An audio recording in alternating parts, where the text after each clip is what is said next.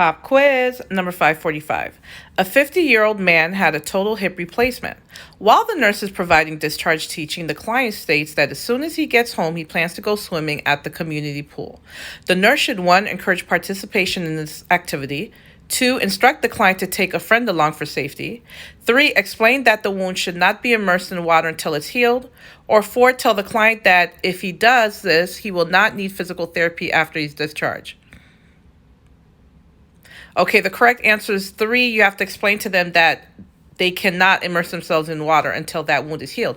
Remember, after patient has had surgery, I don't care what type of surgery it is. If they had invasive surgery, they are going to be at risk for hemorrhage, infection, or a DVT. It could travel, turn into a pulmonary embolism, right? So we're going to be concerned about them immersing that wound in water and getting it infected. So they need to stay away from hot tubs and baths and pools.